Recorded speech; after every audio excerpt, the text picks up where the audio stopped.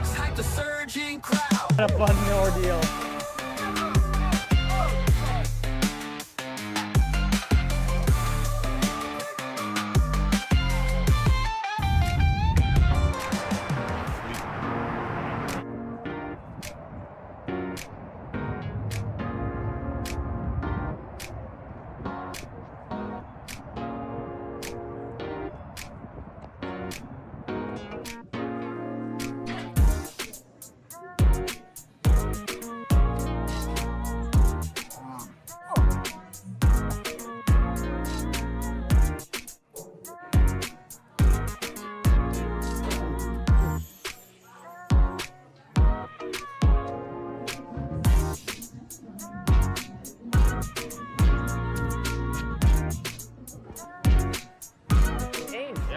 Post Malone edition. Second time being here.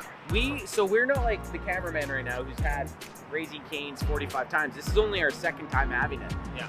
We weren't too fond of it the first time. No, I didn't. I wasn't wanting to come back, but then of course, you know, this is the Post Malone, Dallas Cowboys inspired Raising Cane's. We saw some other Cowboys fans in here as well.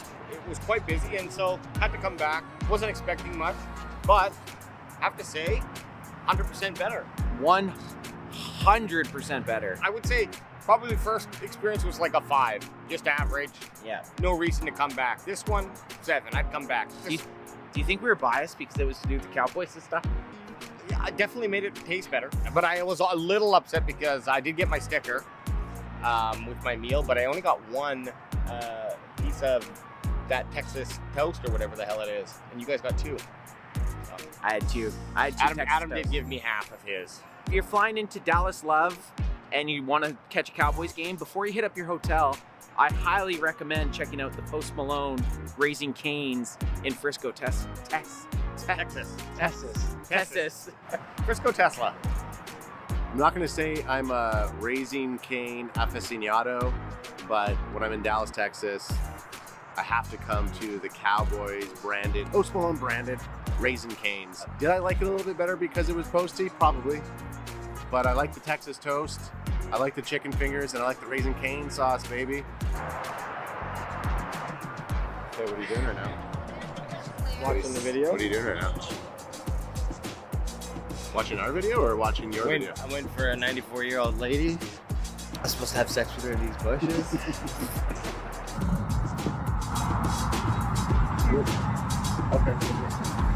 Okay. Yeah, we're leaving. Okay, fair enough. Okay, so we just got talked to by the Raising Cane's management saying that we weren't allowed to film if we were professionals. Thank you for that compliment. But Raising Cane's, I'm going to have to dock you down a little bit. You've been docked. You've been docked. You've been docked. We said 7 out of 10. Now my experience is brought down to a solid 3. Whoa. You don't come at my boy. One job. You don't come at my boy. There he goes. Cross him off the last! Cross him off the fucking last! But the Cowboys obviously didn't want him because they knew, like, if you're trading They back traded on, back. so every single trade was a street shot. Here we go! Shoot him if you boot him!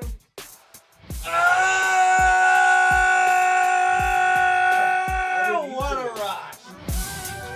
I know they're getting a lot of awesome content. They're getting fired up, getting ready. We're still a few picks away. Big shout out to all you Cowboys fans. And they said no Brady rule applies. Crack the baby,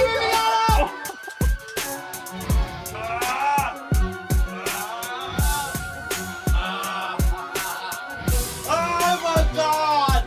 I am a Greek god! Oh, bad luck, he dropped the pick! Good down! No! Guyton! He's not on your board. Guyton! I said this to Deffy. I was like, if anybody got picked, any offensive lineman that'd be upset about it'd be Tyler Guyton. Be happy about that. We got a starter. Yeah. We got a starter, and we got a day 2 pick. Hey, Tyler Guyton, welcome to the team! Push me up a little bit more than that. Okay, that's good there, AJ. Eric, BOTG, Bot G. Time to pay the piper here.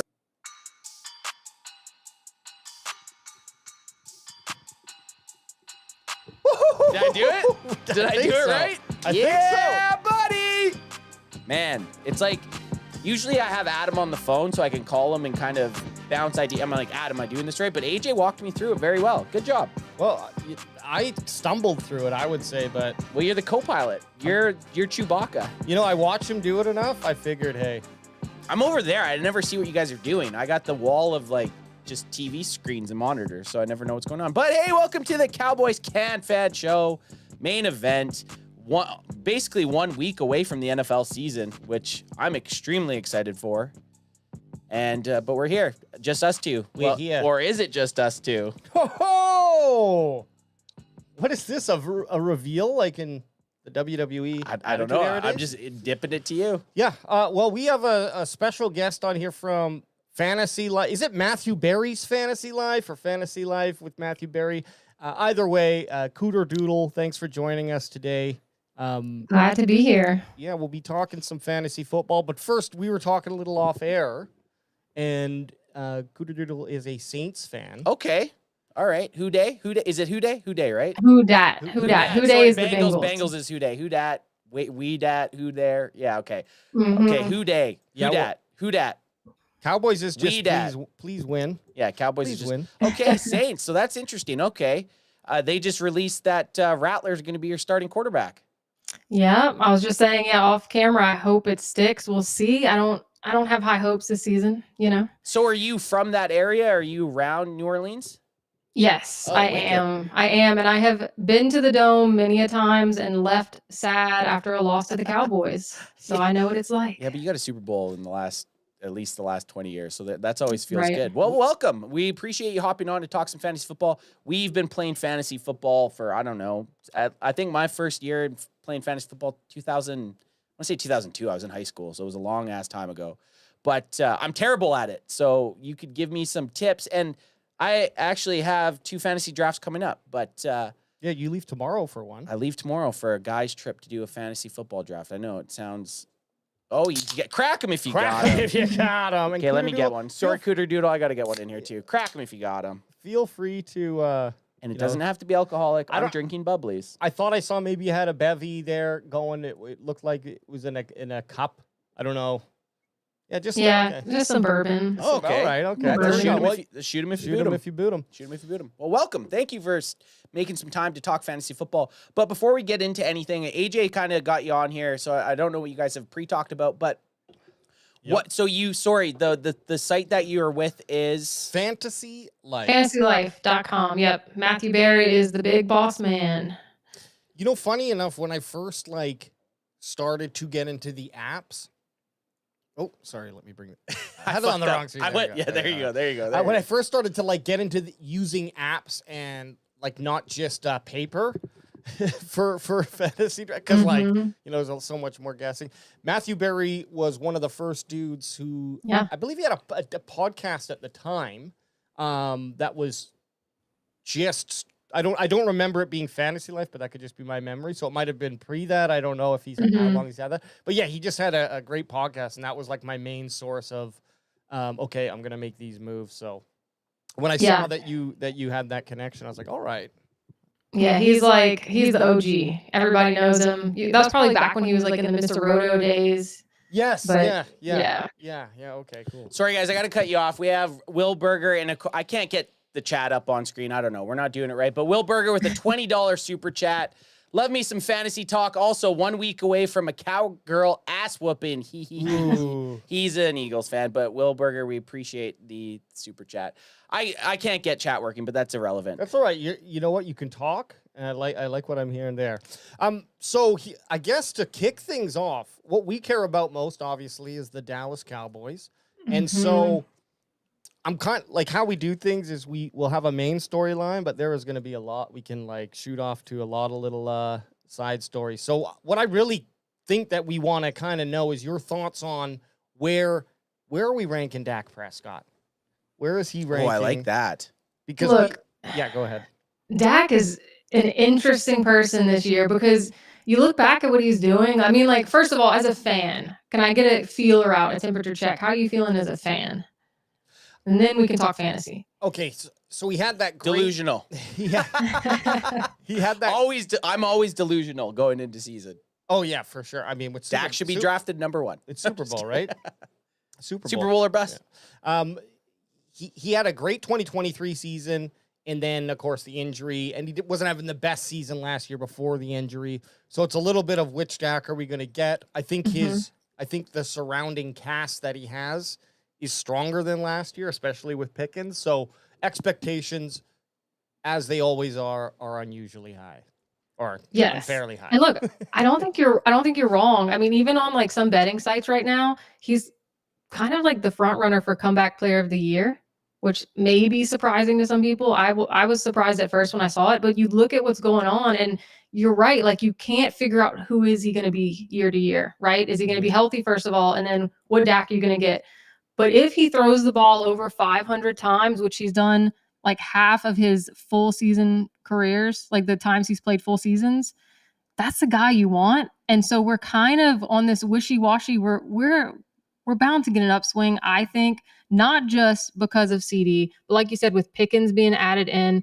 So I'm kind of at this point where Fantasy Life has him ranked like quarterback 14, around like Drake May and Caleb Williams and Justin Fields, which are all guys that have their own question marks and their own offensive question marks. But you look at Dak, and he's one of those guys that has done it before. Like, it wouldn't be surprising to me if he threw 4,500 yards and 30 or 35 touchdowns. Like, he's done it. You know what I mean? So it's interesting to me to see him kind of falling around those guys that have bigger question marks, given the fact that he's proven it more than they have.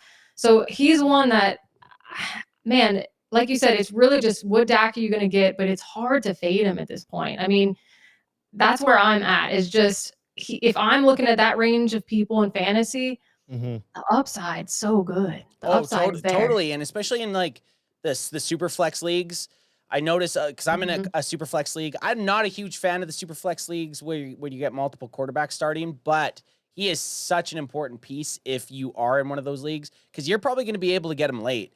And every year that, like, Dak, I think in 2023, I picked him up. I got CeeDee Lamb in round, it was either 1 or 2, very early in round 2. And people made fun of me for taking CeeDee Lamb. And then I paired him with Dak Prescott in 2023. And that essentially got me to the championship game. I didn't win. Okay. I didn't win. But that essentially pairing those guys, because you also have this stigma with fans that don't really follow the Dallas Cowboys that Dak isn't a good quarterback. Like, a lot of people think that. You'll talk to the average football fan, and they have this stigma that Dak isn't a good quarterback. There's also the stigma that he's a stat quarterback. And what do you want in fantasy? You want a stat quarterback, right? Oh, he's only going to put up stats in games that they're not going to win. So I think in a fantasy sense, if you could get him in a regular league with one quarterback, if you could get him, what are you thinking, Coots? What are you thinking? Where are you getting him? He's like I said, he's ranked like QB 14. So I mean, if you're waiting late on a quarterback and you're going like round 10 or something, that's not bad for a guy with that kind of upside. I mean, you think of the guys like Baker Mayfield that are going in that like second tier of quarterbacks. I'm not talking like the Josh Allens or the Lamar Jacksons, but right under that, you have Baker Mayfield that threw about 4,500 yards, maybe I think it was like 41 touchdowns last season. And everyone is super high on him. They're high on all of his weapons, no matter who it is. Like, even when McMillan, before he got hurt, they're like, doesn't matter. He's the guy. We want a wide receiver 3 on this offense. But they're not treating the Cowboys the same way. And Dak, when he's healthy and when he's really slinging the ball, like I said, if he's throwing the ball over 500 times, he's just as good, if not better, statistically, as Baker in fantasy. And so you're not hearing them talk about like the wide receiver 3s on the Cowboys in the same way, which is interesting. But I think it's like you said, is there's this weird stigma with the Cowboys. And so I don't know. I don't see, like, I'll be honest, and I'm going to be clear with you guys. I had not drafted him. And then before this podcast, I'm like looking through some things, trying to check it out. And I'm like, actually, I need to get some more of him on my teams, because if he has an up year, it could be like a QB5, QB6, QB7 year. So the upside's there for me, and it just trickles down to CD Pickens, Well, Can I ask one thing quickly here? And it has nothing to do with Cowboys at all. If you're sitting at pick 1, first overall pick, I'm just trying to get some info here for myself. If you're at pick 1, I want to know who you'd pick, and I want to know who you'd pick if you were at 12, because there's like different strategies, right? And I'm going the average, like I think an average league's about 12 players or 12 teams. Sorry. Yeah. So first overall pick, that's the most important one. Then it's the hardest to do. What kind of league are we talking here? Your average, like your average, maybe a half PPR, just standard scoring, standard, one quarterback defense, special teams. So, man, I'm always like a proponent of get your guy. Like if you wanted CD at 101, go for it. I would go with Chase just because the Bengals throw the ball so much year after year. Like it's consistent. They are going to pass the ball, and Chase is going to be the main benefactor. Like he's going to get it. So Chase would probably be my guy, but I wouldn't hate starting CeeDee Lamb. Like if you believe that Dak is going to have that kind of year this year and that's where your heart is, go CeeDee Lamb. You know what I mean? Like I don't hate that either. But 12, that's where it gets tricky. Like if you're at the end of that first of all, home leagues are insane. Like I've seen some crazy stuff happen. So you could get some pretty good value at the 12th pick. But looking at ADP right now, you're probably talking about like the Amon-Ra's, Puka Nakua's, Brian Thomas Jr., Ashton Genty, Derrick Henry. So that's where it gets a little tricky for me. Like, are you leaning running back there or wide receiver? You go back to back.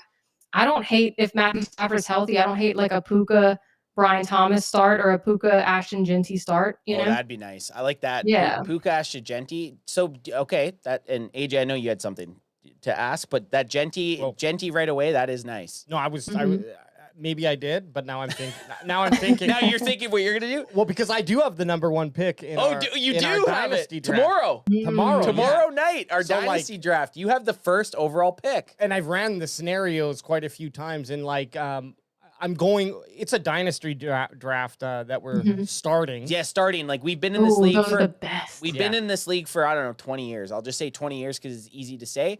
But we kind of rehash like the first 10 years was probably just regular snake draft. Then we did kind of like dynasty, but it was like I guess it was dynasty before, and then you'd keep 3 people. But we're refreshing it. Keeper league. Yeah, keeper. Sorry, it was keeper league. But now we're going full dynasty, so you don't keep anyone. You keep the guys you got, and you just pick. You do the rookie draft every year, so it's exciting to do. But I don't know if I'm game with it. So are y'all doing just the rookie aspect, or y'all doing a full as if you're starting like fresh start? Fresh start this season. It's tricky, right? Because a Genty like moves up the board a little bit when you talk about running backs, like even ahead of like a Derrick Henry, maybe, because you're not going to take a Derrick Henry in the first round. To have him for a couple years where you could get a guy that has a chance to be on your team for the next 5. Yeah, exactly. This is what I noticed, and whether or not this pans out, because like you mentioned, everyone has their guy. So there are either a positive or negative, like, holy, I'm shocked that this guy's sitting here because 3 people just picked their dude. Or it's like, what the hell? The guy who I wanted in round 5 already went in round 3. Like those scenarios are going to happen. Yep. But with the first round pick, what I noticed is like you get your dude. So for me, it'll be Chase. Dynasty as well, just his age and everything. And like you mentioned, the ceiling is just too high. Did you just leak your pick?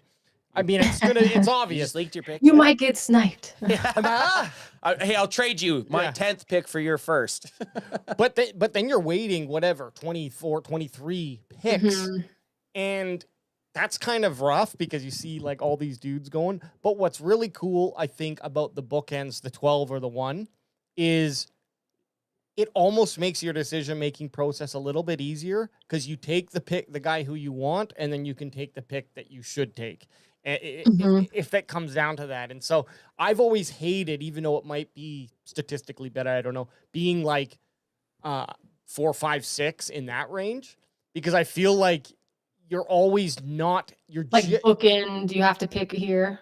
Yeah, bookends are in the end, but then like when you're in that middle range, I feel like you're always getting the bottom player of the tier or the top player of the next tier, but like you're always it just makes you feel like overall the roster might be better or strong, like seems stronger on average, but it just feels like a lot less like I love this team. It's more like this is the team that I drafted. Yeah, and I would agree with you. Like when you're on those tail ends, like, what is reaching at that point? Like, I think that's what you're saying is like, it doesn't matter if there's a guy you have to scroll 10 players Yes. down to get, but you have to wait 24. Get the dude you want. Like, Yeah. you're gonna have to wait. Yeah, exactly. Like I've been, I don't know. I'm gonna probably run another 30 to 40 mock drafts tonight. And then, we'll see. And see what happens. But the reality is, like, I think everyone can, like, you can plan as much as you want. And I think it's good to have players who you think, if I see them, okay, I know this guy is like a sleeper or whatever you want to name him. I name them gems. They're my gems. So your gems, okay, not a sleeper, your gem. But realistically, like, after your first pick, I think it's kind of like, okay, the draft can change so much from what you thought it was going to be that you really got to kind of come in with an open slate, know who you want to get, but then just you got to be smart and look ahead to the next round and be like, do I have a chance of getting this guy, or is he going to get picked right before I want him? So, well, another interesting thing, like how many leagues do you play in? How many leagues? I mean, am I legally like? Do I have to tell you guys? Yeah, you have. Well, that you actually care about. Like, if you're like, I have to win this many leagues. Like, how many are you in? Man, there's like the home league is my near and dear. I could lose it every year. Like, if someone said you would lose this every year, I'd say I don't care. I'm going to stay in it because it's just we shit talk and it's just so much fun. Yeah. That one for me is like just camaraderie and good. So I don't have to win that one. But then there's probably 2 to 3 others that, man, it would feel good to brag about if I won, you know? Mm-hmm. So you're at like 4 or 5? More. I used to be in the double digits. I cut it back a bit. Wow. Interesting. Yeah. I also cut it back. I was in 5 or so. And I felt like, for you, I understand because this is part of your work. So, like, you know, it helps to just have your hands in the pot. But for me, I felt like it degraded my quality of watching football because I just didn't care about wins or losses. I just was starting to care about the 15 players that I had out. And it gets to the point that you have every player in the NFL. Yeah. I find if you're in a bunch, like if you're in like at 8 or 9 or 10, it's like every time a player scores, it helps you somewhere. Yeah. For me, it's just Monday nights. That's when I tilt because that's when I know, okay, all I have is this prayer with this one guy. You know? Yeah. Looking at all your leagues, you're like, okay, I need this dude to do this tonight. I don't care about any other game. I just need this to happen. Yeah, I'm sitting at 5, and I find if I go more than that, I find when a team starts struggling, I just kind of abandon that league. And I'm like, I don't want to do that. Like, I don't want to, you know what I mean? I just don't want to be that type of guy that joins a league because there's a lot of dudes that take it seriously and then I just ghosted a little bit. Yeah, I did. I did that to one league and I felt bad. You felt like a piece of shit, didn't you? Well, they found another person, obviously. And so you got kicked out? No, I was like, I just don't want to. You quit? And I didn't like the vibe of the league. He adopted your team? He just took my draft place. It was before the draft. Oh, it was before draft. Okay, before draft. That's fine. Yeah, Before draft. I was like, they're leading up to it, planning the day. I'm like, I just don't like being in this chat at all. I looked at you differently for a second. No. If I'm going to abandon a team, I'm not letting anyone else take over it. I would never have done that, but I should have. I felt I should have told them earlier. No, you did. It worked. You know what? Draft day, that's fine. I have to play devil's advocate here because a lot of people look down on that. I respect it. Same. Because nobody wants that dude that doesn't give a shit. Totally. Like, that's what makes leagues fall apart. Like, I've been in too many, but I've been in some that have just imploded, fallen apart. The league chat, just like no one's talking. That's when you did them a service. You weren't going to be involved. I think it's a good thing. Granted, maybe you could have told them earlier, but it's better than faking it for a year. As long as it wasn't on draft day that you pulled out, I think you did the right thing also. Get it in you, son. Crack him if you got him. That second one. Ooh, he's thirsty over here. It's a hot day out here. AJ, you wrote down on our padded paper here, and you just put 3 letters. I put wide receivers. Yeah, because hell yeah, you did. I want to pull up the rankings here from Fantasy Life there. We got Sedarius Lamb just below number 2. Chase. Yeah, well, in the same tier there. Okay, I'm Same liking this. tier. I'm liking this. I'm liking this fantasylife.com. So I don't know if you remember CeeDee Lamb his season 2 seasons ago. He got off to a little bit of a slow start, and then he exploded and had 1,700 yards and how many touchdowns it was, whatever. And that's kind of like, I don't know, the MO for CD and Dak. Like, let's get off to a nice slow start, and then let's have, if you would extrapolate our average over these the next 10 games, we would have had a record break, a 2,000-yard NFL season. But I digress. I'm sure you could say that about a couple people. But this makes sense. CeeDee Lamb number 2. Where do you have Pickens? Because he's the new recruit here in Dallas, and there's high expectations for a guy who hasn't really definitely showed a lot of promise in with the Steelers, but there was always his character, issues, and so new home. You know what else? That's gone. You know what else too? No one is really talking about is like Pittsburgh was one of the lowest scoring teams in the league, like 2 out of the last 3 years. Wow. And in 2022, they were like tied 27th in points per game. 2023, it was tied 28th points per game. Like they sucked. You know what I mean? Like Bad he quarterbacks. he probably was bummed out. He probably was having character issues. So now you go to a team where they're gonna throw the ball a ton, and he has a shot at actually being worthy of a legit wide receiver 2 role. I mean, 12 touchdowns in the last 3 seasons with Pittsburgh isn't exciting, but if Dak can be Dak, like that, like we were saying, that 4,500, 35 touchdown guy, imagine, like that's going to be so fun. I think y'all had asked the question earlier, like in one of the show sheets about like, are Lamb and Pickens the best fantasy like wide receiver duo combo in the NFL? I think they're in the top 3. Like they're up there. I think you could argue it's Jamar Chase and T. Higgins. Yep. And then you have the question marks of the next 3, which is either Brian Thomas and Travis Hunter, which you have the question mark of Travis Hunter. You have the question mark of that quarterback. You have Puka Nacua and Devontae Adams, which you, again, have the question mark, is Matthew Stafford going to be healthy and Adams is aging. And then you have your guys, right? You have Pickens and Lamb. And so it's primed. Like, I know we're looking at it through this half full lens of the best Dak that we can expect. But if it turns out to be that, he's done it, like I said, full seasons where he's played the full seasons, wasn't injured. Half the time he was doing like last year's Baker numbers, So it's very possible. What do you think? I have him in my home league. So. You were talking about the teams that you rallied off there a little bit. What about the Eagles? Because you have AJ Brown and Devontae Smith. Like, are they up there a bit or no? Because I hope you say, they are. The thing with the Eagles, man, is the damn tush push and then Saquon. Like they're gonna run the ball down people's throats and they're gonna get a lot of touchdowns, like within the 5-yard line, are gonna be through the feet, through the legs. They're not gonna be tossing it to AJ Brown. So that's where that question. But he's still a solid wide receiver. I just can never draft an Eagle player. I don't think I've drafted an Eagle player. I could do Saquon. Do you actually? Saquon's and even Jalen Hurts. I try to do my best when I'm drafting. Not to be a homer. I try not to be a homer. I'm not gonna take the Cowboys if I don't think they're legitimately gonna be good. But if I think an Eagle's gonna help me win a championship, oh yeah, I'm gonna go for him. Yeah. It's tough. You got to separate it a bit. And I'll always say this: when the Cowboys are playing the Eagles, I hope whatever Eagle player I get has 0 points.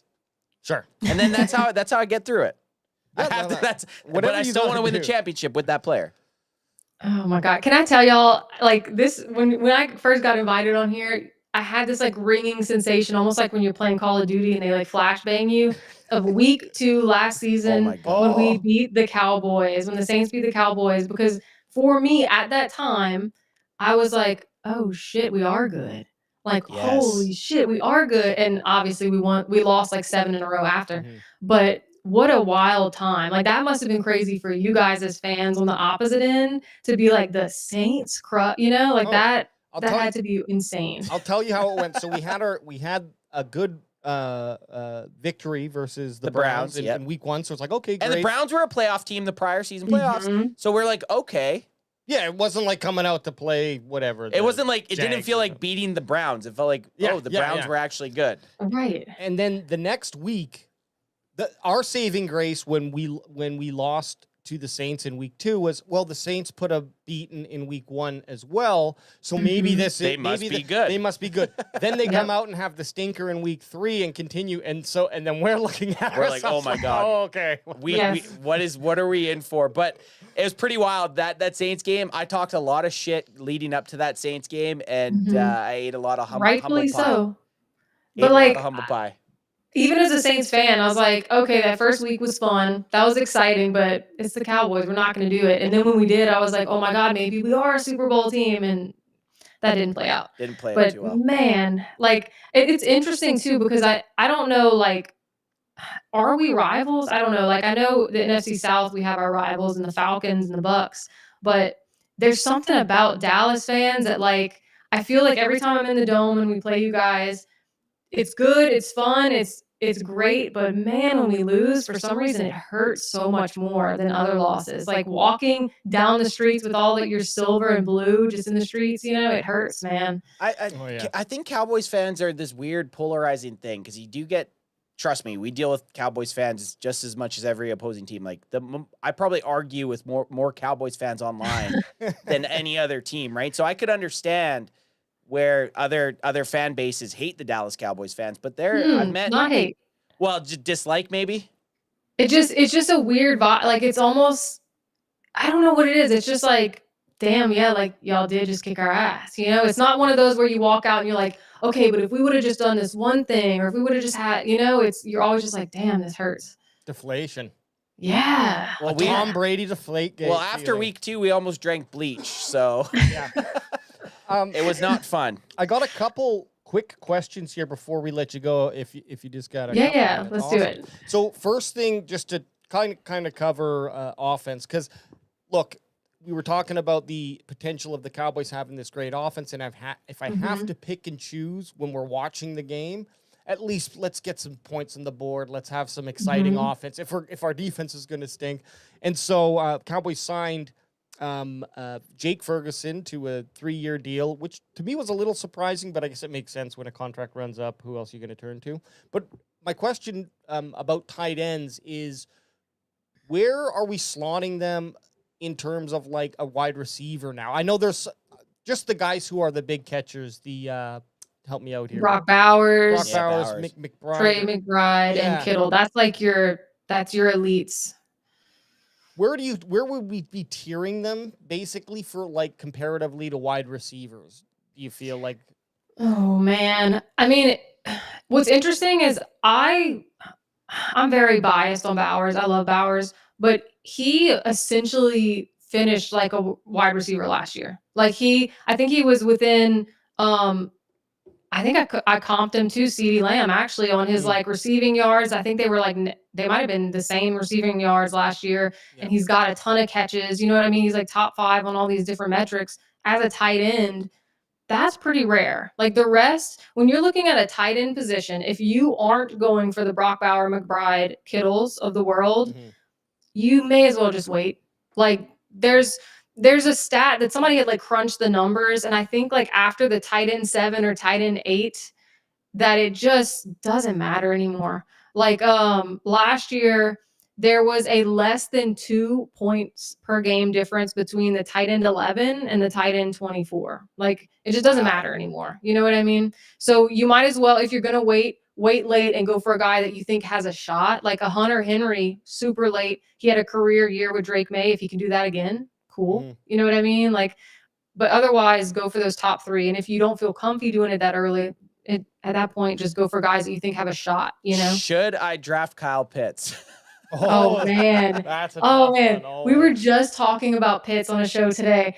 He is so funny because people are burned because they've drafted him so early in all these years and he just hasn't performed. And so it would be hilarious if he had an incredible season, but it ties back to that idea of like outside of the top few, it just doesn't matter anymore. So if you think that like he does have a connection with Michael Penix, which they say they're going to play golf all the time, and he says he's going to get him the ball more, if you believe in it, he's going late enough that like it doesn't matter. Yeah, sure, take him.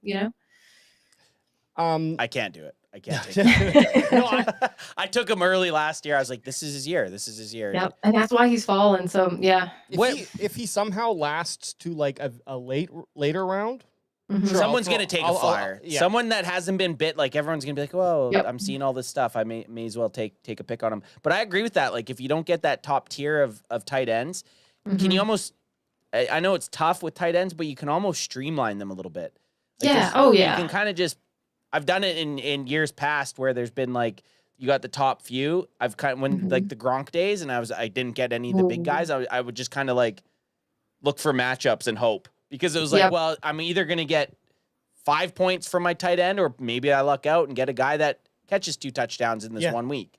Yeah. So Right. it's So tough. you're at that point, you're looking at like, do I want a rookie like Tyler Warren, who's on the Colts, who have nothing else to throw to, and I'll at least get some points in PPR, or like a Tucker Kraft who had some good weeks with Jordan Love, or Njoku, who at least on the Browns should get something. You know what I mean? Like they all have upside in their own ways. It really just comes if you miss on those top 3, it just comes down to like who do you believe could have a year? Do you think Kelsey's gonna have a resurgence? Because last year was like just bottom of the barrel for all his stats compared to what he's been doing. So like, do you think he'll have positive regression? Like it just depends on how you feel about it. I mean, no, he's getting the ring engaged. year. The ring year. He's done with the NFL. He's got enough rings now.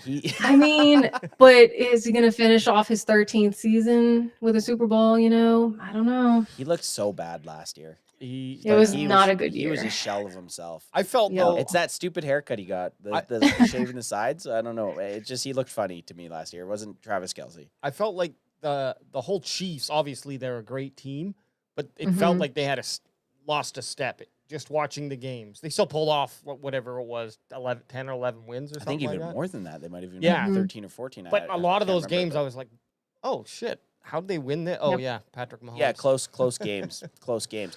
Oh, that's it. I got Yeah, go for it. Let me get uh, one of these in here though. oh, Let me yeah, get get 'em let me in. get one of these. Crack me if you got them, son. Just, I guess that you know what. The last thing I kind of want to know is your top 3, or give us as many as you want, but top 3 sleepers, top 3 stay the fuck away from these guys. Ooh. Like Okay. that, you'd be extremely mad if like the person beside you, if you were in a room, drafted them just before you were gonna get them in like the 10th round. Okay. I am avoiding.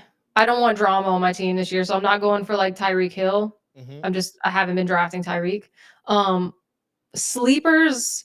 I don't know if you can consider him a sleeper anymore. Egbuka was at the time, but Ollie Gordon, the running back for Miami, just in case Achane doesn't stay healthy. He had a great preseason. I'm talking like some deeper sleepers, like late round stuff. Ollie Gordon's good. We Our got so a the guy. 25 round league. Yeah. so- Oh, okay. So, So, these yeah. aren't sleepers. No, for you and guys. the guy that's usually sitting BW1. If you Yeah. said Ollie Gordon, he would have just looked at us with a smile, like he just broke the code because he's a huge Ollie Gordon fan. So that's a good one because he, especially his size, like he could eat up goal line carries. Yeah, Yes. and Achane is just just that injury risk, man. Yes. Another one is Isaac Tesla, the wide receiver now for the Lions. He's a rookie. Yeah, he's like 6'5". had a great preseason. I know like he has a lot of competition. They're throwing the ball to a lot of other people, but man, like somebody said, like, what if it's this year's Puka? And I'm like, you know what? I'm in. I'm all in on that. So I have him. I got him like last round in a couple leagues.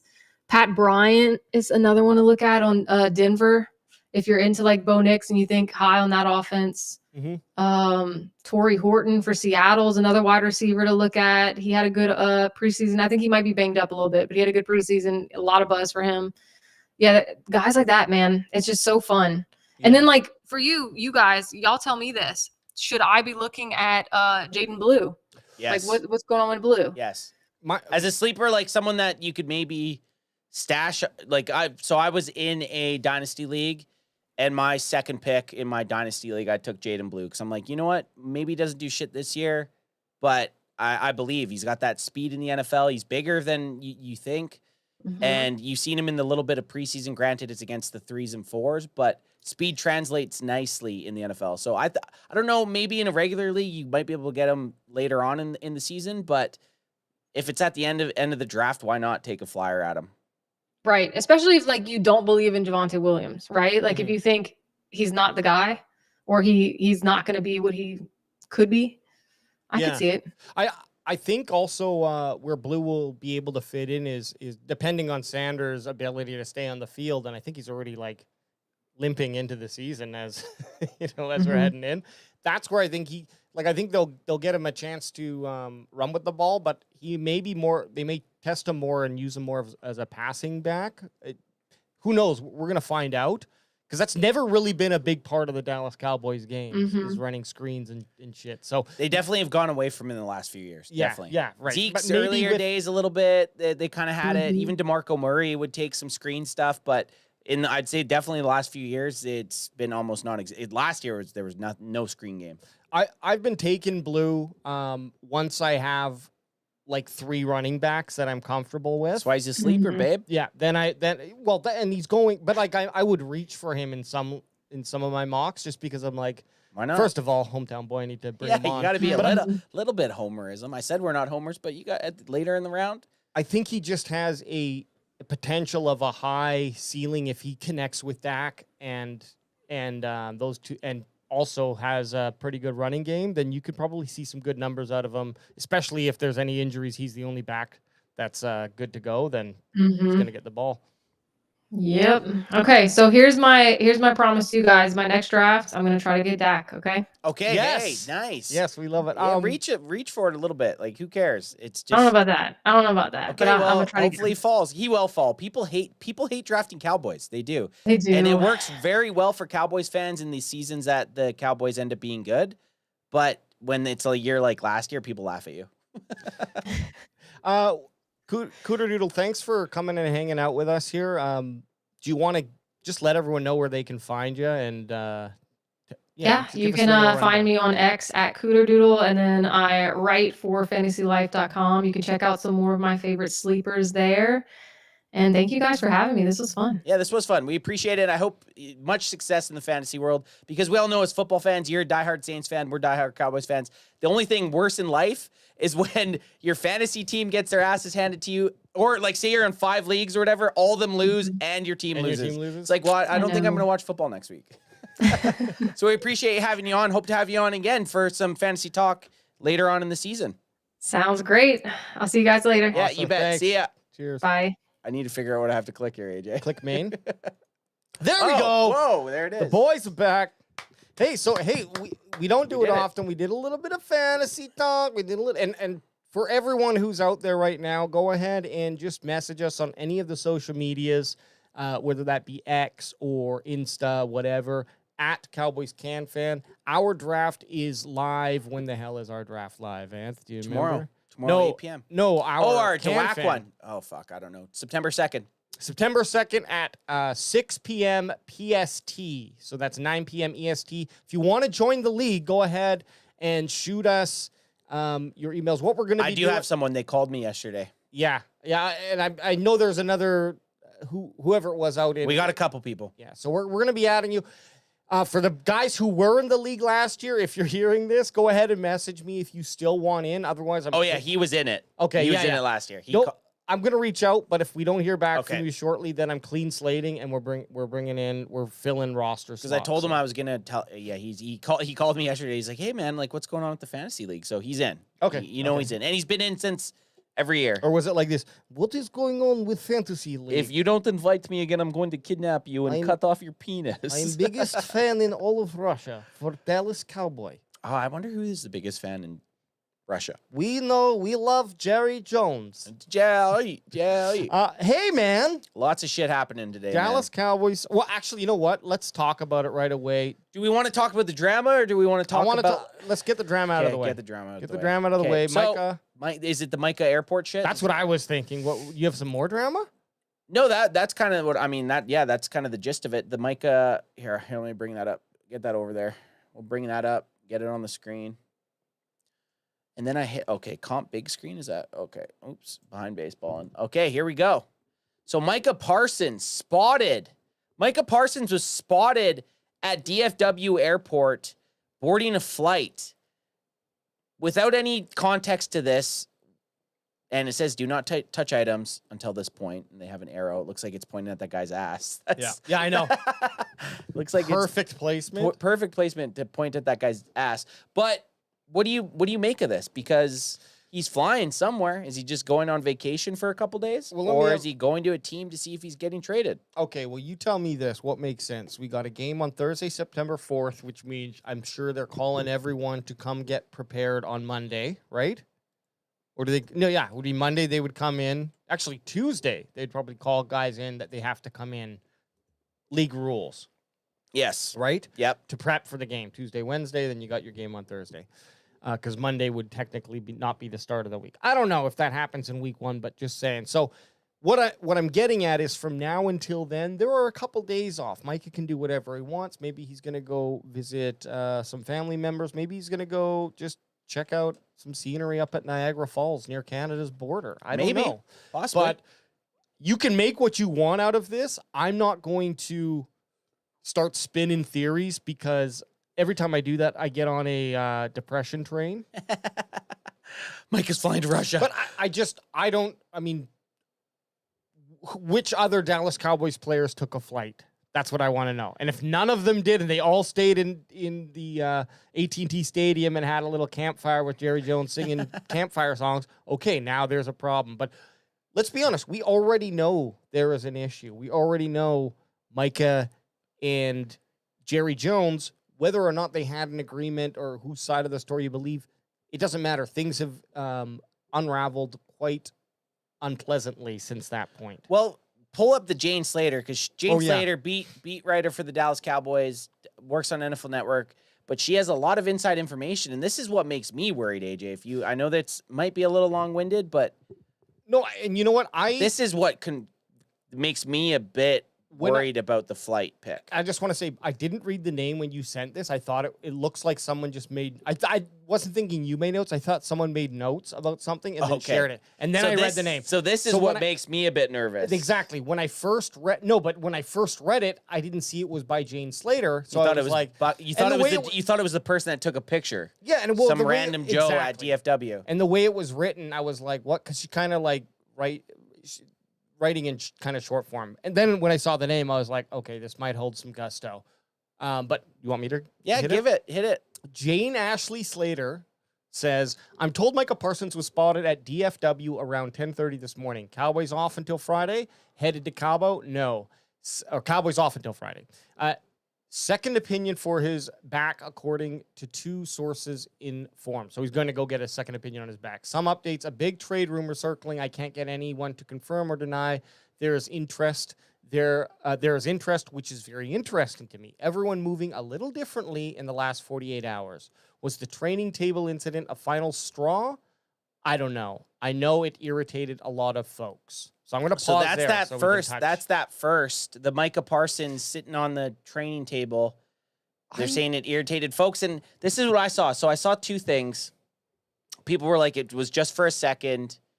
It wasn't like he was sleeping. Blah. And I was like, oh, okay, that makes sense. But then I did see a post from Mike Fisher. And Mike Fisher made a good point. He's like, I don't care. No matter at any point as an NFL player, you shouldn't lay down on a bench like that. And I kind of see that point of view. A little bit. I don't even know what the big hula was. Like, what? I saw him laying down, just but like disinterested.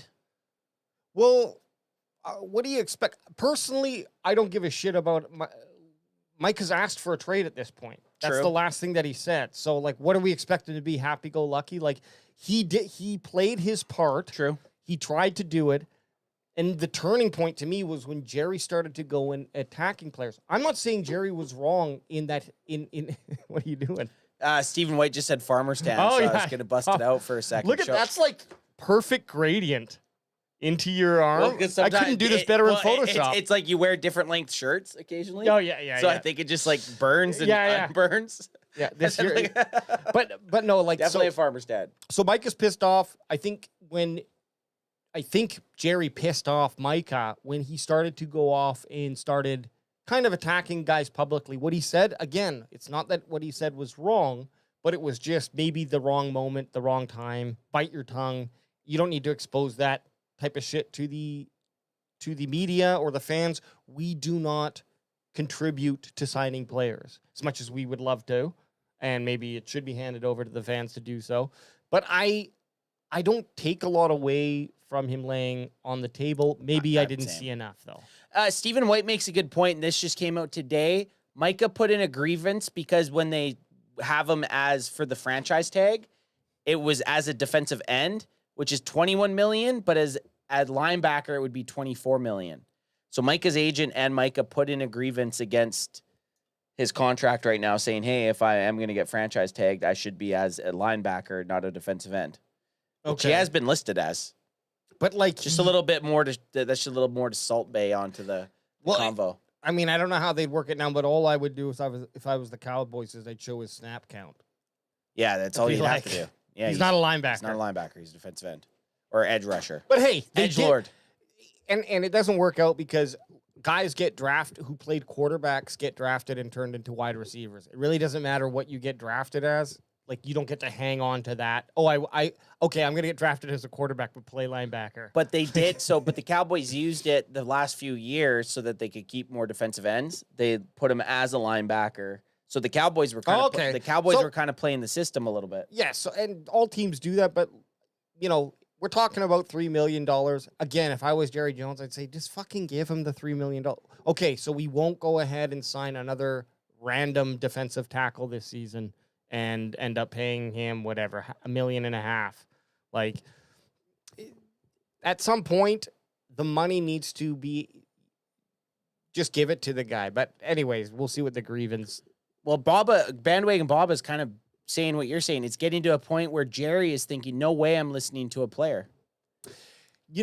Here's the problem when you get into these scenarios, because we're sitting back here and whatever they're arguing about, or whatever agreement that Jerry Jones believed that he had with Micah, and I can understand that. But it's like, if I go and talk to you, Anth, well, hello. And you have an agent and we agree on something. How funny would it be if we had agents? Well, and then that's a skit right there. But then Adam's both our agents. Yeah. And his own. and we're his. Yeah. But it's obvious to me that the agent is going to be a little upset if you circumvent a conversation, bringing him in where his job is to look out for the best interest of the player. It's like, sure, I could go down and con an old lady into giving me, $1,000. But because because we agreed, but then when I go to pick it up from the bank, they're like, no, we're not just going to give you $1,000. Because some old lady said old lady said, it's like, yeah, there are systems in place that are there. Now, what it all comes down to, though, like Bandwagon Bob said, is Jerry is not listening to players, or he's just like wanting to do things old school way, which I totally get. And sometimes that is the best way, but it might not work now. Not in this type of media, and not where players are getting like more bold. It feels like, right? They have more weight now, and they're making more. They're making money off the field. But let's finish this. Jane Slater. Oh yeah. Good. I'm just ranting now. But this has definitely had more twists and turns than the normal exhaustive extension process. Current scenarios are: Cowboys keep him. He's under contract, misses games to the tune of a little over $1 million a week, dear Lord. Tag and trade, end of season. Number 2, let bygones be bygones, meet in the middle, secure an extension for some cap flex, and remove distracting headlines. Preferred.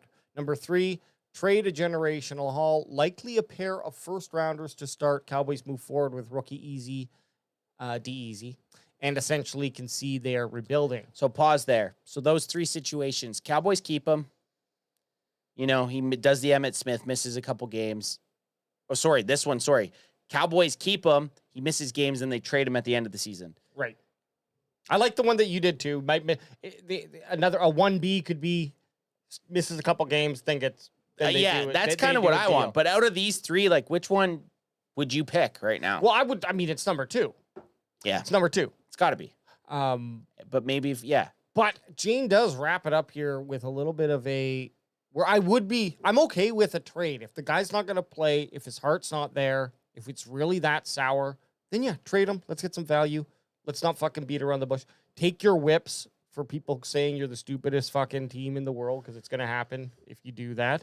And just hope to hell that you at least get a player who's going to play the season in that trade, and then that you make some good picks with those draft picks. Do not get another Michigan defensive tackle. Imagine you trade Mozzie Smith away and you end up drafting exactly a Mozzie Smith or like just someone that just fizzles out or doesn't even start. Well, doesn't even have a chance to fizzle out. That's the scary part. That's 3 is only continue like and 3 is fun. Like, sure, Michael Parsons fun to watch, but 3 is fun if you remove the idea that we lose next offseason would be fun That's what for I'm us saying. at least. Oh, 2 first-round picks over the next 2 years, maybe even throw in another, I don't know, a third or so in that mix. You know, that is kind of a fun scenario, depending who they trade it to, if it's a higher pick. But here's the kicker. From Jane, when is the last time Cowboys truly reset? Herschel Walker season. Wasn't pretty, but got you to the promised land eventually. At this point, everything feels on the table now. Stunning posture on both sides. Oh, yeah, they're both posturing. TBH. They're both posturing. And Bandwagon Baba makes a good point. Trade to his shit team so we can get a good first-round pick. Oh, well, that's the thing. Like, you got to trade it to the team that, like, trade to, and that's the issue. You hear a lot of the Green Bay, Russ, like that. I think Green Bay's been the highest linked team to the Micah Parsons thing, and they're fighting to be a playoff team. That's why they're trying to trade for him, right? well, it's true. The other side of it, though, is a lot of the times you hear those rumors, and then a team just comes out of nowhere And just snipes. them. So, like, I think any team out there is would have a package that they would be willing to trade for Micah. Whether or not the Cowboys are willing to take it is another story.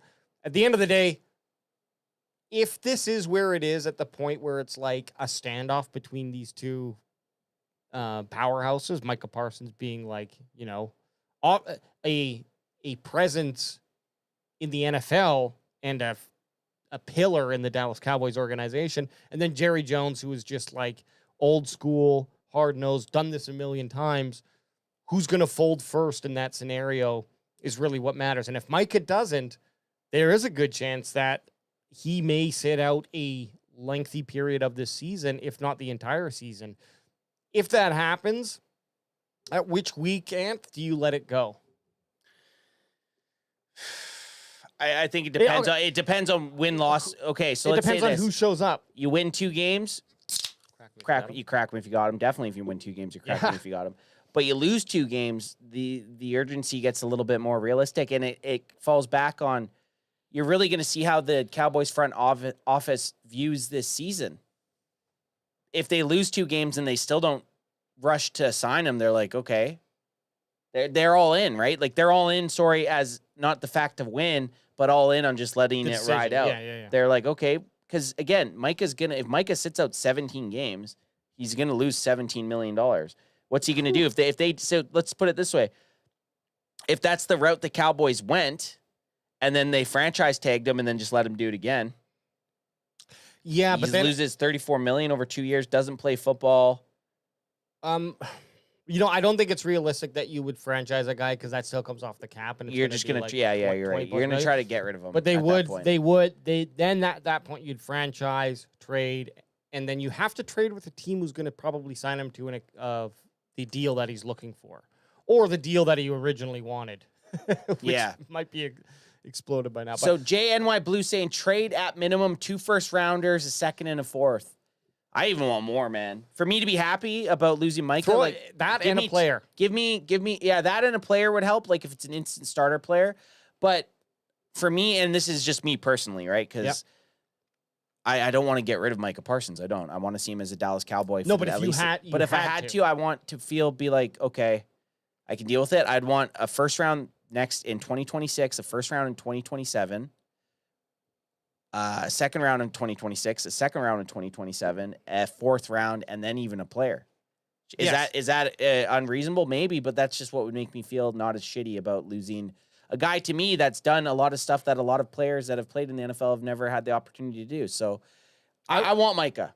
And the player who I would want to pick up, obviously, if there was, like, without knowing names, like just position wise, a cornerback would be really nice. Defensive tackle. Defensive tackle would be great. Doesn't even have to Those be. It two. just has to be a guy that can start and stop the run a little bit. Yeah, like a who's that fucking guy? Oscar Stewart or something like Just that. anyone that can get in there and do the damn thing.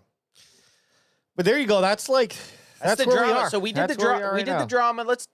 We got to dive into the biggest news of the week. The Dallas Cowboys have, for the first time, put out a 53-man roster. I don't know how you want to go about this. Do you want to talk about the guys that got cut? Do you want to talk about who's on the roster? How do you want to go about this? I'm gonna pull up the cuts, and then that'll lead us into So looking at the roster. So we're gonna take a look at everyone that was waived or cut from the Dallas Cowboys. Oh, hang on. This might not be an up-to-date list. That looks it is. pretty good. Yeah, it is. Yeah, it Okay, is. let's get that. And this is from DallasCowboys.com.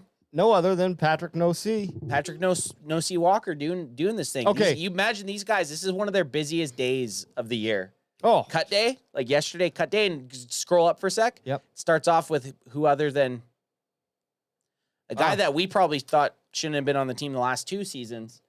you know what? Again, Do you feel a little bit bad for us hating him so much? now that's finally happening. Now I that he's kinda cut, do. I kind of feel bad a little bit. But not really, because it was never about hating Deuce Vaughn, and he did impress in certain moments. But for whatever reason, the Cowboys never utilized him, and he may have the talent to do so, but the Cowboys aren't going to use him in the way that he needs to be, and that's why I'm like, I would trade what Deuce's high ceiling is for the potential of big body Phil Maffa.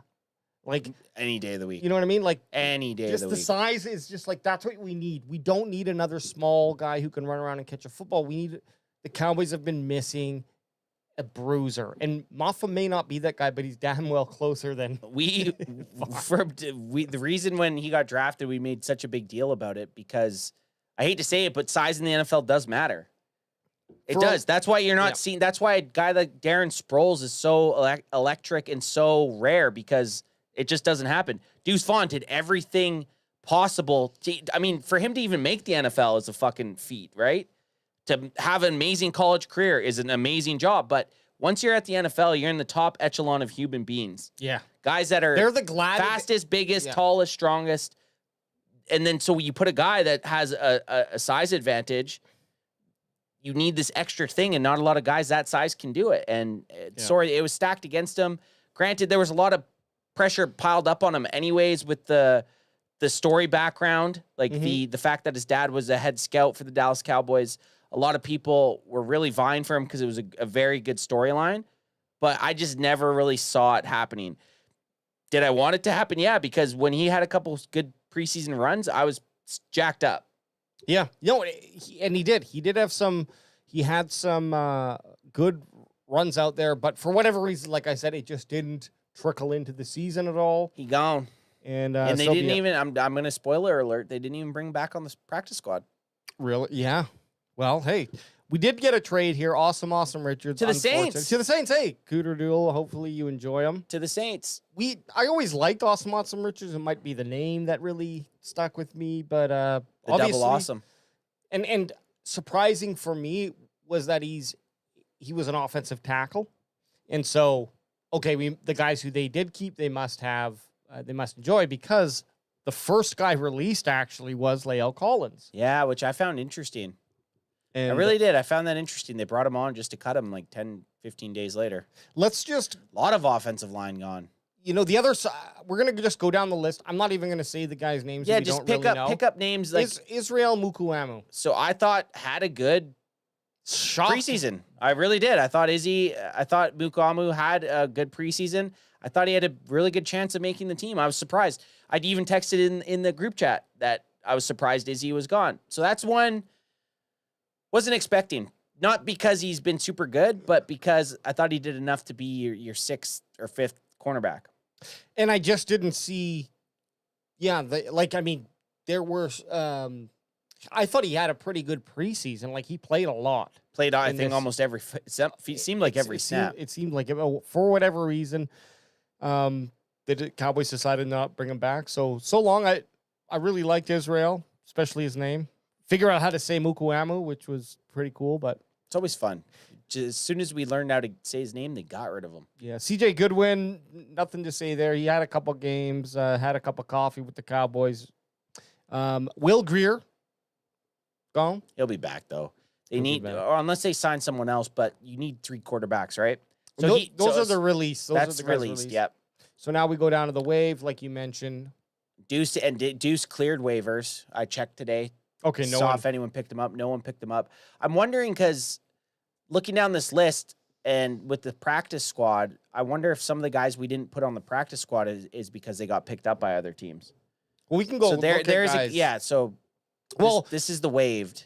So Tommy Akinbisote was our 7th round draft pick or something. No, like that was. I thought that was Jade Toye. Maybe this guy was. I fucking couldn't even tell you. No, Jay was like 6th. Anyways, let me I Google thought, him. yeah, look him up. I think he was a late round draft pick, but anyways, Cowboys decided to cut him. I think it's just a matter of we can only have 5 defensive tackles on the team. Josh Kelly had a couple nice catches, wide receiver. Cowboys in the 7th round, AJ. Trayshawn Holden, and now he got brought back to the practice squad, I believe. Did? But Trayshawn Holden, undrafted free agent this year, had a couple, wearing number 7, didn't like that, had a couple nice catches. Throws you off, doesn't it, when they're wearing... I don't like the single digits. I'm not used to it yet. Give me time for wide receivers. Jalen Cropper and Jalen Brooks waived. Brooks did come back to the practice squad. Tight ends, finally, I think, I'm really high on the rise of Bevan Spanford because Princeton Fant, who was on the team for quite some time, he's that big Rick Jacked. Shithouse, right? Yeah, he's jacked. John Stevens Jr., who just couldn't get on the field, had some really promising last couple of years, at least in terms of like preseason or practice. And tore his ACL. Both years. And then Rivaldo Fairweather, who in Game 3 we were talking about a Fairweather friend, but they all got cut. Had a touchdown week 1 preseason. Yeah. Troy Pride, Elijah Clark was the one dude who was showing up on our screen when we were like, "Who the hell is that?" Not Damone. Not Damone. And so. And Tyrese Wheat. I also thought Tyrese Wheat had a pretty good. You're just gonna preseason. You're just gonna go glaze over our guy Malik. Malik Davis. I'm sorry, Malik Davis coming in, just being consistent with how he's always been since we saw him come into the NFL, whatever it was 3 years ago. But he still gets on the waivers. And Tyrese Wheat. Too many guys. There's too many cooks in the kitchen for the last spot you want to be trying to make this team is a defensive end. But that says a lot to a guy because we'll end up looking at the active roster, the 53-man roster. But James Houston, like, congrats to that guy. Yeah, to make this team with that stacked of a defensive end room, absolutely. You got to tip your hat. Let's get this 53-man roster, and this is.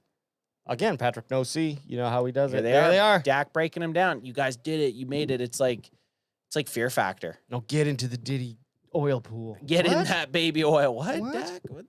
Maybe I wish I was cut. Maybe I wish I was cut.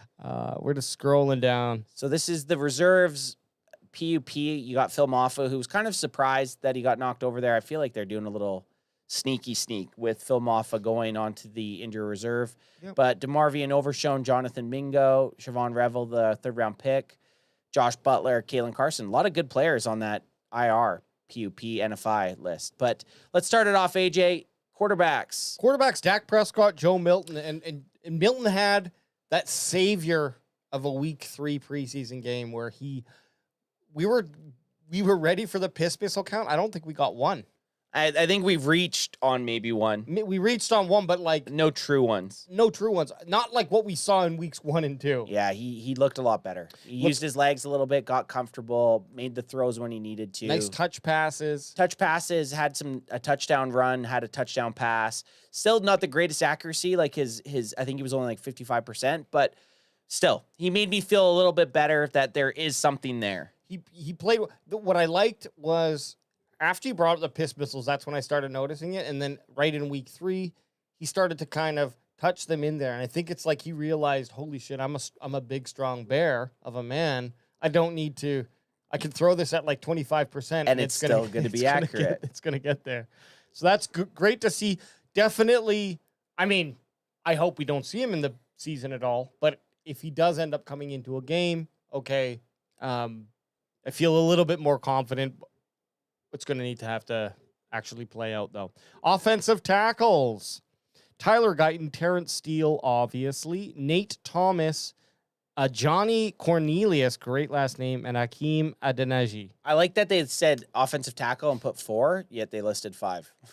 Hey, always keep you thinking. Always keep you thinking. Anything surprising here? Maybe No. the awesome Richard trade. Awesome Richards, but like I'm just throwing him in there with the same as Nate Thomas.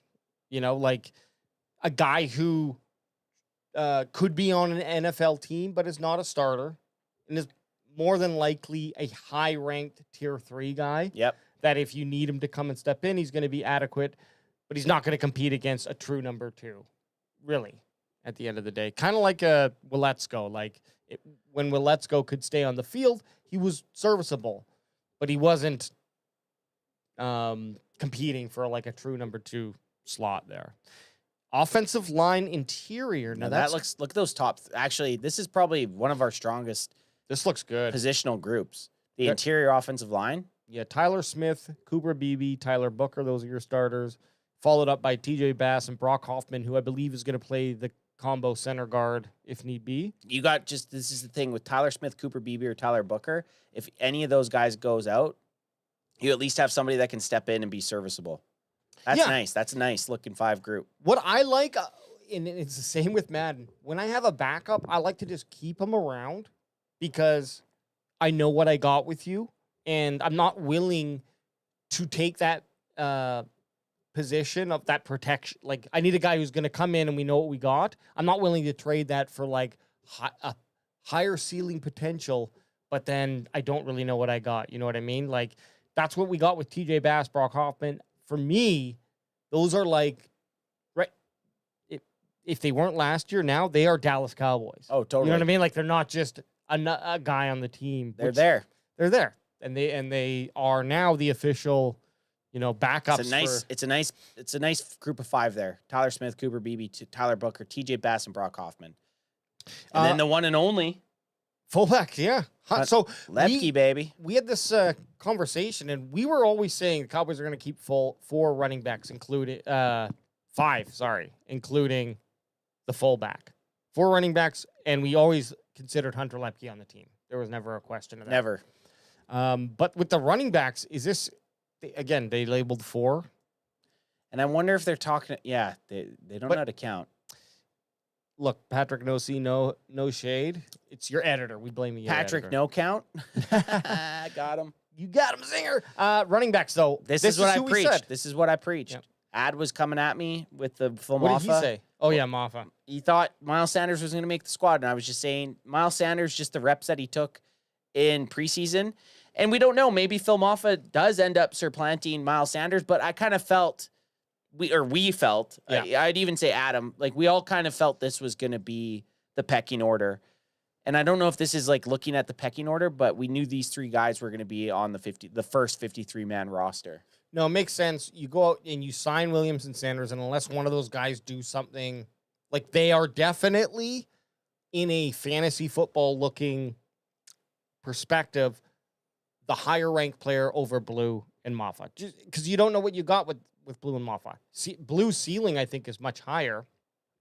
But what I think is going to happen is they're going to test out between Blue and Sanders who's going to be our number 2. And once they figure that out, you're not going to see much of the other one. You're not going to see much of the other guy. And then by that point, okay, now we can bring in Maffa and start juicing him and getting him some experience points here. But I think at the end of the day, Miles Sanders, I don't believe that he's going to last on the team long. I feel like his role is probably going to be won out by Jaden Blue. The hope would be that, right? That's definitely the hope. You're hoping your rookie is going to take out a guy that's bounced around to a few teams.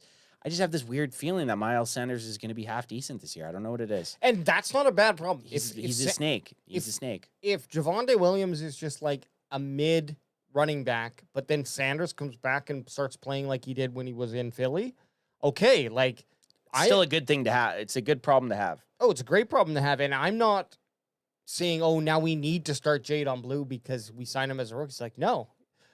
Make him earn it. Make him earn it. Absolutely. Tight ends, we got 3 of them, and here they got the number right. Jake Ferguson, Luke, the 2nd-round pick from Michigan, Schoonmaker, and Brevin Spanford. This is, if I'm going to say on the offense, one of the most kind of question marks because you had Fergie who had a really good year 3, year 4 disappeared a little bit, got his contract extended. Hopefully has with the matchups that are going to be happening with the wide receiver room, should have a good chance. And then let's see if Luke Schoonmaker or Brevin Spanford can add to the stat line or if they're just going to be really good blockers. Yeah, I'm really interested to see how they use Spanford. Schoonmaker, I mean, he's kind of just a blocker, so I don't really even notice him on the We field. haven't seen much more to prove us wrong. No, and it might just be scheme where they're like, when we're passing, Ferguson's on the target, and when we're blocking, Schoon's in there. So, And I'm fine with him being a blocking guy if we have a running back that has 1,200 yards.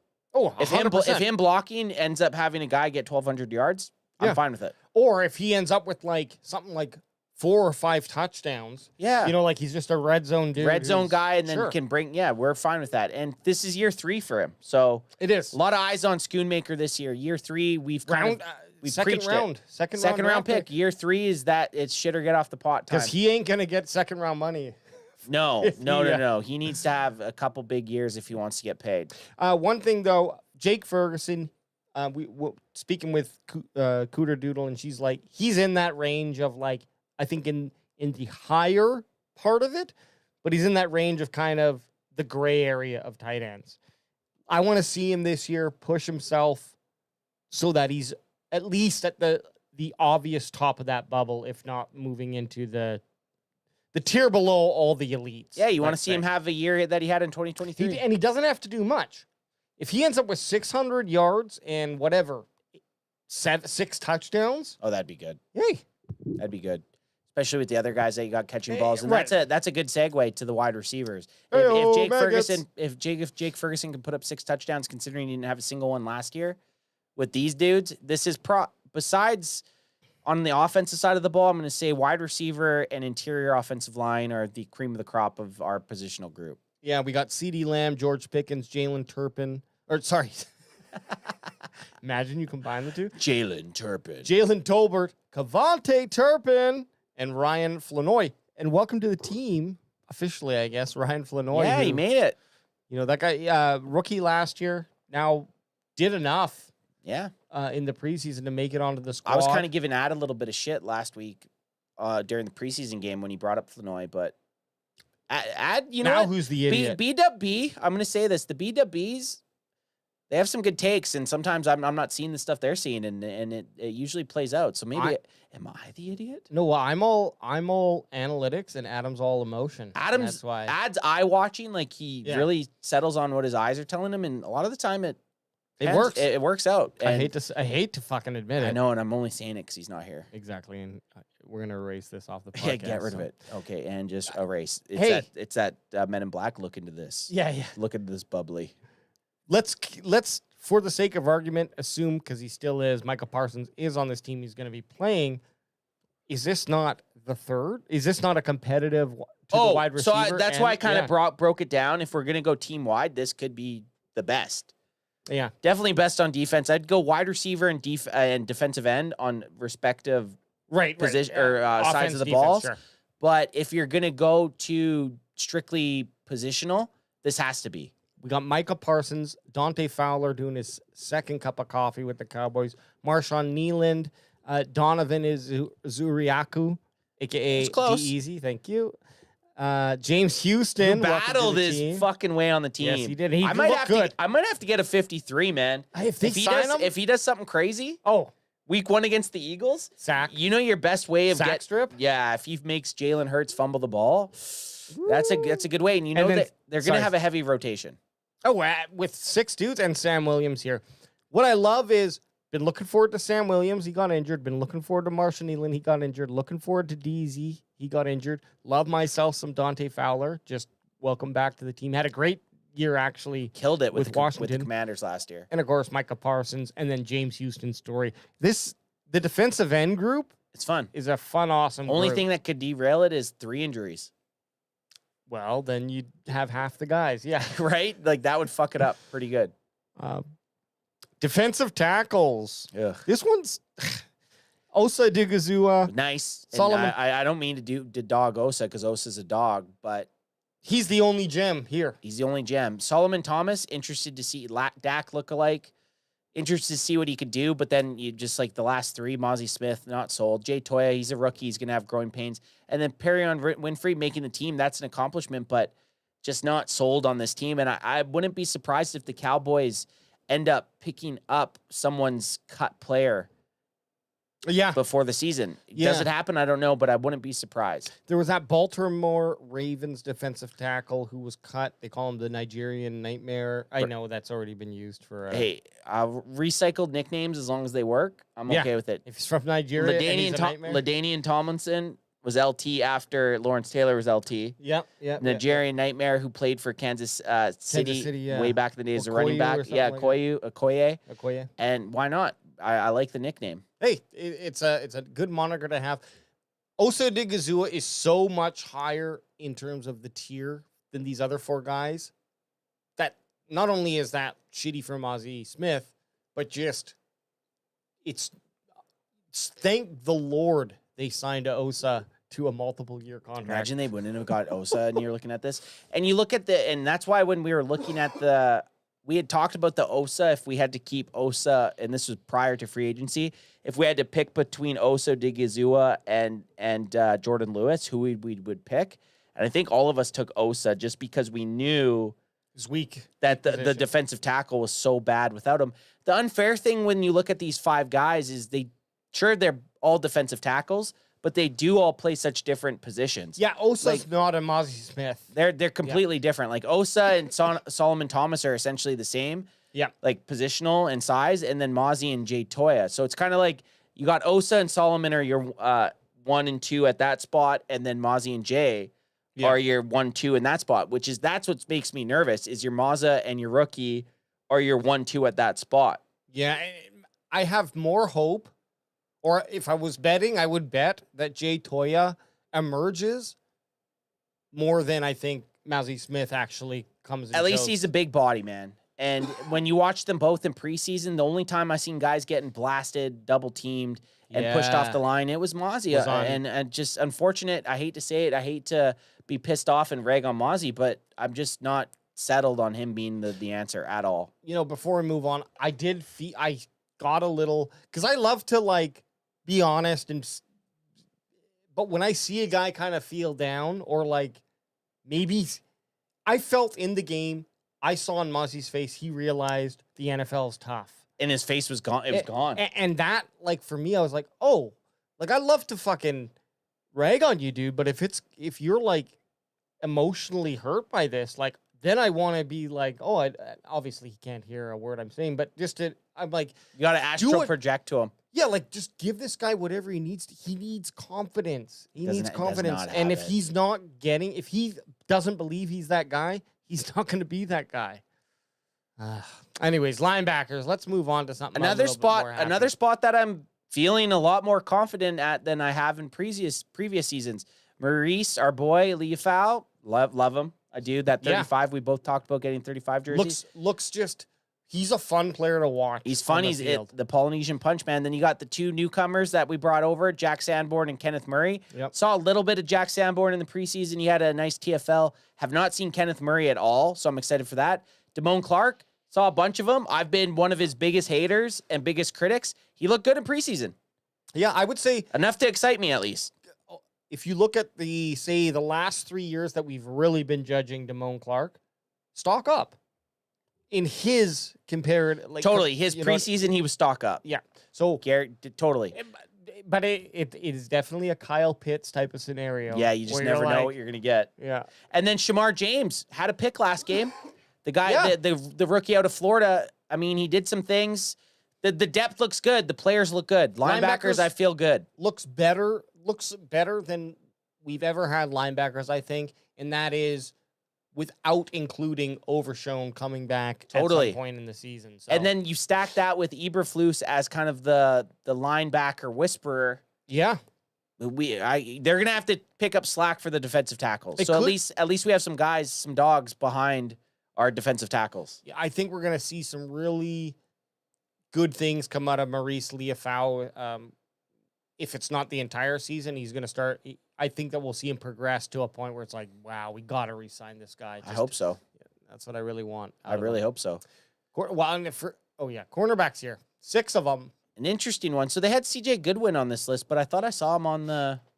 Yeah, I thought I saw him on the waived, but maybe they brought him back on. He was on the wave. So, anyways, let's just assume that we'll take this list for its. Can I just ask you, like, Yeah. okay, and another guy, Wilkes Booth, I didn't see him on anything. Wilkes Booth is on this, so this list might not be correct.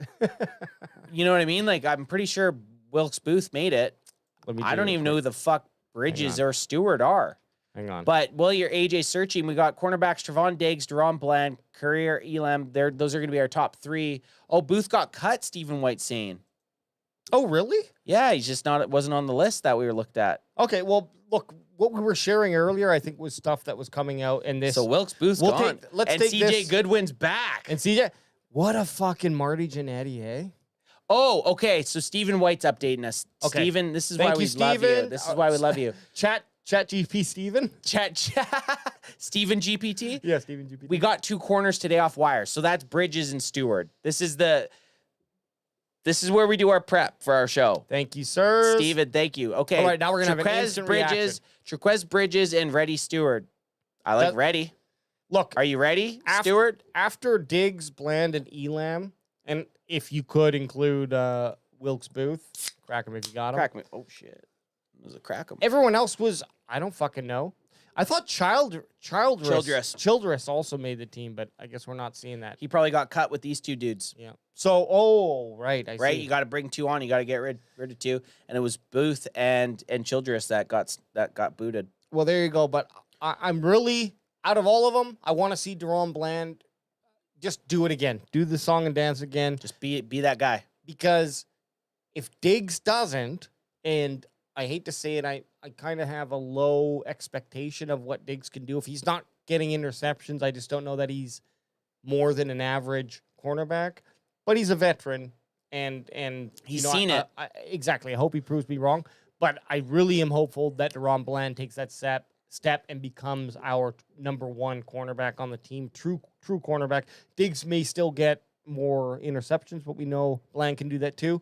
But Kyrie Elam, 1-year deal. Great training camp. Great training camp, and maybe he had some cramps too. But he had a couple good plays near interceptions in the preseason. I'm just excited to see what he can do. But after that, I don't fucking know. Cowboys better hope there's not an injury on the cornerback. Yeah, position. cornerback could get greasy real fast. You need Siobhan Revel to be out there. Yeah, just to see. Just to see if they, I mean, and they could have a steal there. So just the band has to stay together until we get some help back. Safeties is an interesting one, AJ. Guys that are proven, guys that have been on the team for a long time. One of your fan favorites, but you got Malik Hooker, the Cowboys brought to the team a couple seasons ago. Donovan Wilson, fan favorite of us, has had a pretty roller coaster career. Not the best last 2 seasons, but we're gonna see what Eberflus does, because when Donovan Wilson was playing a little bit more of a run stopping role, he looked better. Yeah, he looked a lot better. He got into the game and he made plays early, got some sacks, had some TFLs, and then rounded out with Wanye Thomas and Marquez Bell, who I want to say are both undrafted guys, but have been on the Cowboys for the last few seasons. Yeah. I mean, nothing. Same old here. I'm expecting. This is what we know. This is what we know. These guys are now leaders on the defense. Yeah, exactly. Speaking of leaders of the team and guys that we're used to, the best specialists in the goddamn fucking league. I'll argue that toe-to-toe with anyone. I think you could have Cavante Turpin also in there. Sure. Just as a kick returner. But you look at Brandon Aubrey, Brian Anger, and Trent Sieg. Yep. On top of having Aubrey as your return man, you got to be liking the special teams. Yeah, and someone said, or there's this conversation going around on the internet anyways about, because that kicker hit a 70-yard field goal, that someone's going to do it.